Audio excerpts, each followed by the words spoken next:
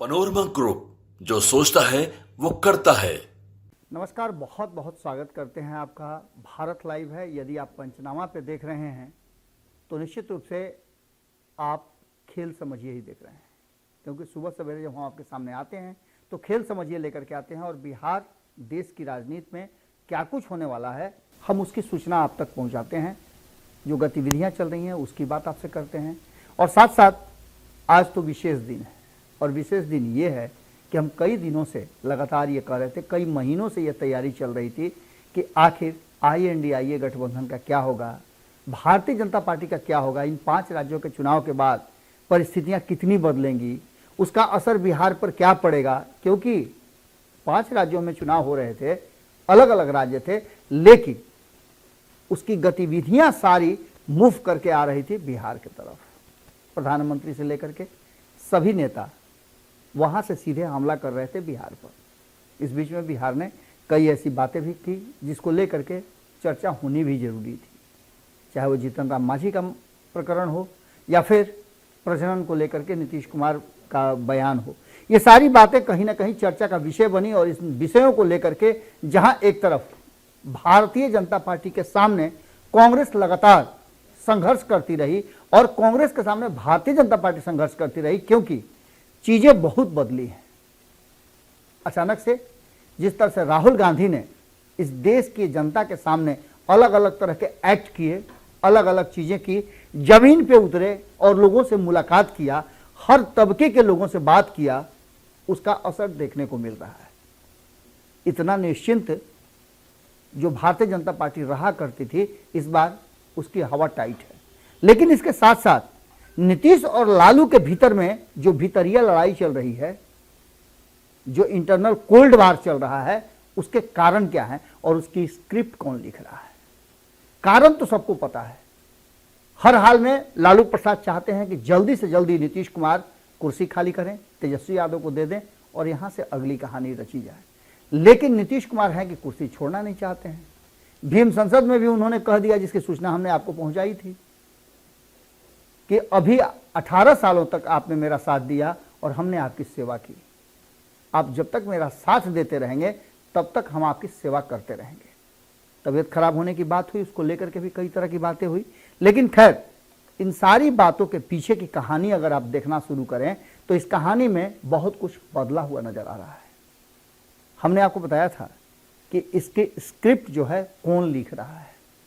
पंचनामा में संपादक नमन मिश्रा जी ने इस बात की जिक्र भी किया था कि भारतीय जनता पार्टी ने अपना जो मिसाइल है उसका मुंह जो है वो नीतीश कुमार की तरफ कर दिया है।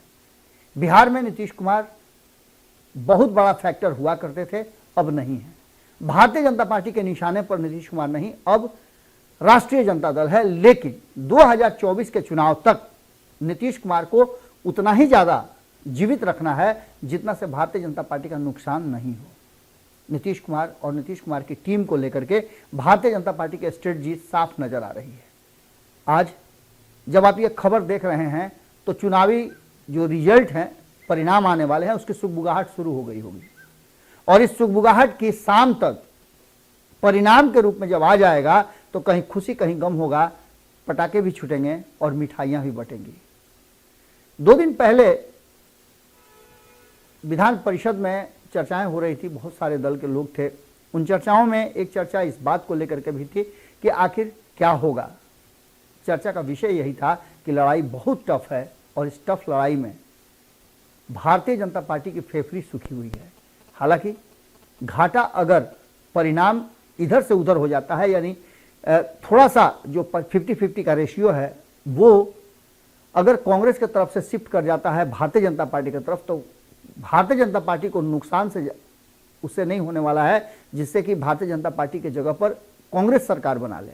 लेकिन अगर कांग्रेस की जगह पर भारतीय जनता पार्टी सरकार बना ले तो कांग्रेस का बहुत बड़ा नुकसान होने जा रहा है और यह नुकसान राज्य तक ही सीमित नहीं है, आने वाले लोकसभा चुनाव में भी बहुत बड़ा नुकसान हो सकता है।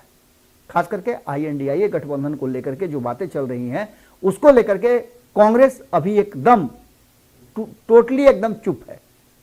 हालांकि लालू प्रसाद यादव इसकी चर्चा कर रहे हैं और लालू प्रसाद यादव ने इस बीच कांग्रेस के कई नेताओं से मुलाकात की। अखिलेश सिंह जो एक दिन पहले पटना लौटे हैं अपनी पुत्री की शादी करके, उनकी पार्टी में कई लोगों ने ज्वाइन किया है।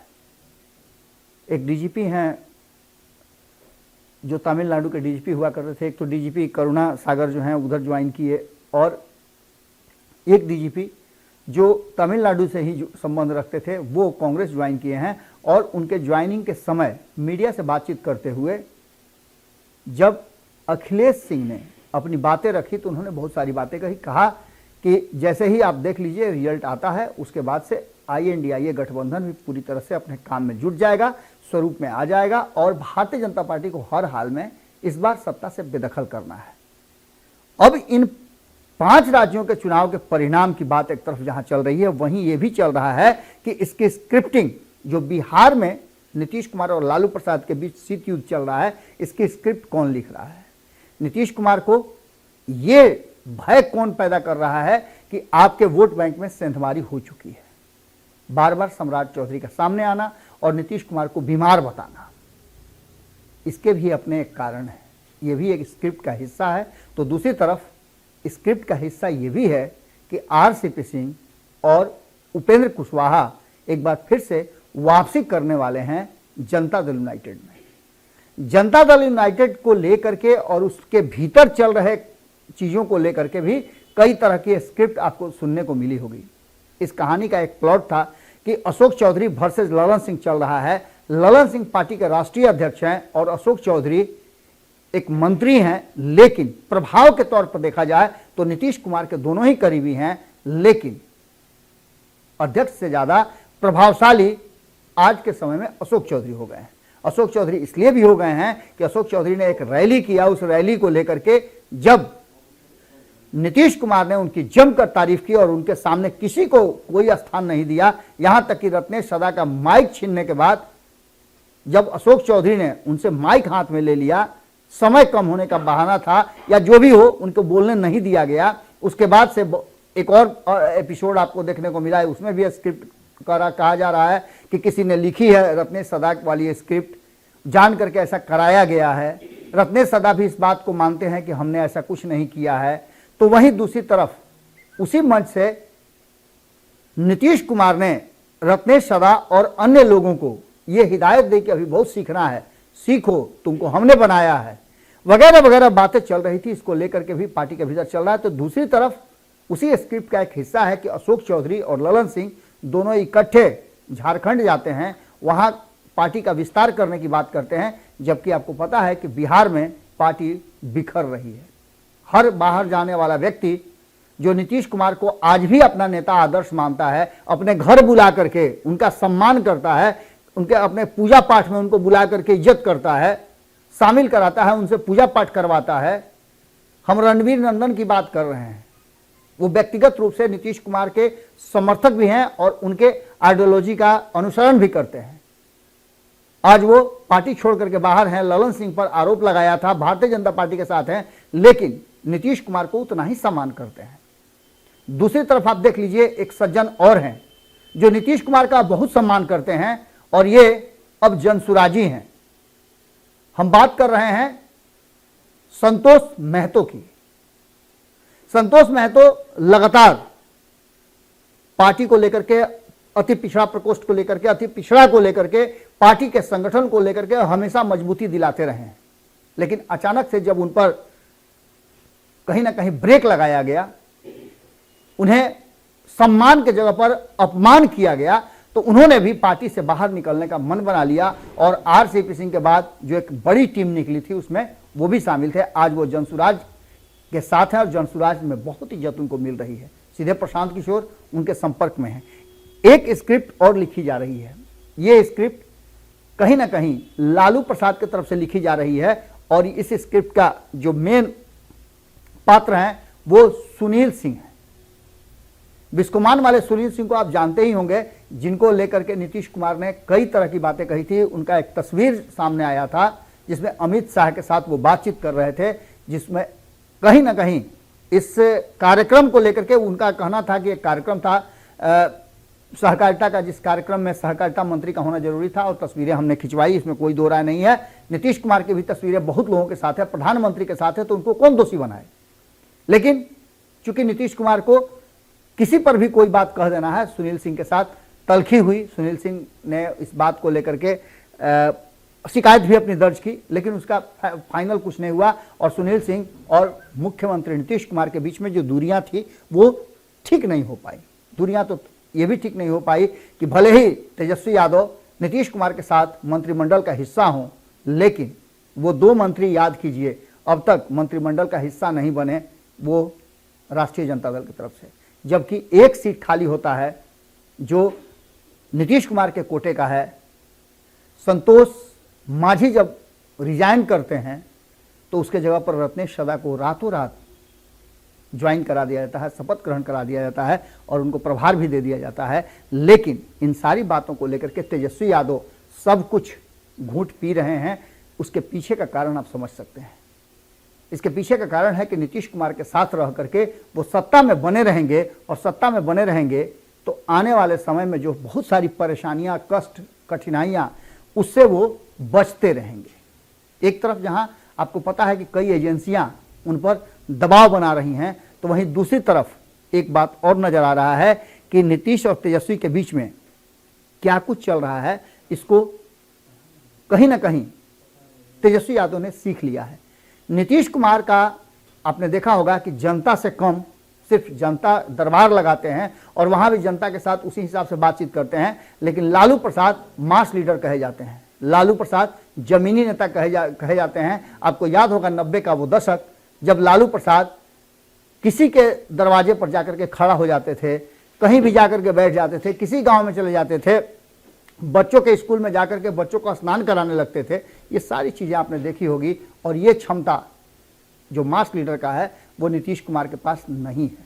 नीतीश कुमार एक अच्छे शासक जरूर नजर आ रहे हैं, 18 साल से बिहार के गद्दी पर हैं, लेकिन इन सब के बाद आपको बता दें कि एक नई स्क्रिप्ट लिखी जा रही है। 5 राज्यों के चुनाव के बाद ये स्क्रिप्ट पूरी तरह से आपको देखने को मिलेगी, जैसे फिल्म का सीन चल रहा है उसी तरह से आपको नजर आने लगेगा। आज क्या हुआ, कल क्या हुआ, ईडी, सीबीआई, दुनिया जहान, ये सारा चीज आपको नजर आएगा। पूरा स्क्रिप्ट रेडी है। नीतीश कुमार एक खाने में रखे हैं, एक खाने में लालू प्रसाद रखे हुए हैं, तो बाकी के खानों में अलग अलग लोग रखे हुए हैं। इन सब लोगों को उसी हिसाब से ट्रीटमेंट मिलेगा और उसी हिसाब से बिहार की राजनीति आगे बढ़ेगी। इसमें सबसे बड़ी जो भूमिका होने वाली है वो भूमिका 3-4 लोगों की बड़ी होने वाली है, जिसमें आरसीपी सिंह जो नीतीश कुमार के कभी बहुत करीबी रहे हैं, उनके पास बहुत सारे राज हैं, जो कभी भी राजफाश हो सकता है, पर्दा उठ सकता है। तो अगर बात करें उपेंद्र कुशवाहा की, तो उपेंद्र कुशवाहा भी जदयू को एक बार फिर से नवजीवन देने के लिए कहा जा रहा है कि उनको बुलाया जा सकता है जदयू में, लेकिन उन्होंने इनकार किया है। अभी जो वर्तमान परिस्थितियां बनी है उसमें मुकेश सहनी क्या करेंगे, इस पर भी काम चल रहा है। संतोष महतो क्या करेंगे, उस पर भी काम चल रहा है। प्रशांत किशोर क्या करेंगे, उस पर भी काम चल रहा है। लेकिन सबसे बड़ा जो काम चल रहा है वो है कि इस पूरे माहौल को लेकर के, पूरी परिस्थितियों को लेकर के जब परिणाम आएंगे, ऊंट किस करवट बैठता है, अगर भाजपा की तरफ बैठता है तो भाजपा हाई लेवल की जो है प्लानिंग करेगी, और अगर भाजपा की सरकार इन 5 राज्यों में नहीं बनती है, पिछड़ जाता है, तो उससे भी हाई लेवल का प्रोग्राम बनेगा। यानी आप समझ लीजिए कि भाजपा चित या पट दोनों में कहीं ना कहीं आने वाले 2024 के चुनाव की तैयारी कर रही है, और इस तैयारी का पूरा स्क्रिप्ट रेडी है, जिसमें लालू प्रसाद और नीतीश कुमार के भीतर लड़ाई जो है वो चलना शुरू हो चुका है। ये लड़ाई किस लिए है आप जानते हैं। नीतीश कुमार को इस बात का मलाल है कि लालू प्रसाद ने उन्हें INDIA गठबंधन से किनारे रखा, तो वहीं लालू प्रसाद को इस बात का दुख है कि एग्रीमेंट करने के बाद भी नीतीश कुमार ने अब तक CM की कुर्सी नहीं दी। ललन सिंह और अशोक चौधरी का एक बार फिर से जो आपसी तालमेल हुआ है, ये पॉलिटिकल है या पर्सनल है, ये भी देखना दिलचस्प होगा। बहुत जल्द 3 तारीख के बाद आपको बहुत कुछ खुल करके मिलेगा, क्योंकि इसे सेमीफाइनल बताया जा रहा था 2024 का। अब इस सेमीफाइनल में कौन जीतता है, ये जरूरी नहीं है कि फाइनल में उनमें से जो सेमीफाइनल अच्छी तरह से जीते वही जीते। हो सकता है कि पिछड़ने वाला भी कभी कभी फाइनल जीत जाता है। एवरेज अगर देखा जाए तो एवरेज में नीतीश कुमार भी कमजोर नहीं है, क्योंकि जातीय समीकरण के आंकड़ों के हिसाब से वोट बैंक बड़ा INDIA गठबंधन के पास है। लेकिन भारतीय जनता पार्टी ने भी हिंदुत्व का वोट जो है अपने पाले में रखने के लिए 82 वर्सेस 18 का नारा दिया है। क्या होता है ये तो देखना होगा, क्योंकि हमें भी इंतजार है। हम दिन भर आपके साथ जुड़े रहेंगे। जैसे जैसे राज्यों के परिणाम आते जाएंगे, रुझान आता जाएगा, हम आपसे संवाद करते रहेंगे। बहुत बहुत धन्यवाद। नमस्कार। अगर ये वीडियो पसंद आई और वह बिहार के राजनीति और बिहारियत से सरोकार रखेनी तो सब्सक्राइब बटन दबा के चैनल के सब्सक्राइब कर ली। ओजे एगो घंटी बा, ओकरा बटन दबा देला से कुल सटीक और मारक खबर रुआ मुफ्त में मिल जाई। अगर रुआ पत्रकारिता के हमनी के नया प्रयोग में सहयोग कर चाहतानी तो ज्वाइन बटन दबा दी। पेटीएम नंबर नोट कर ली 9386816700। धन्यवाद।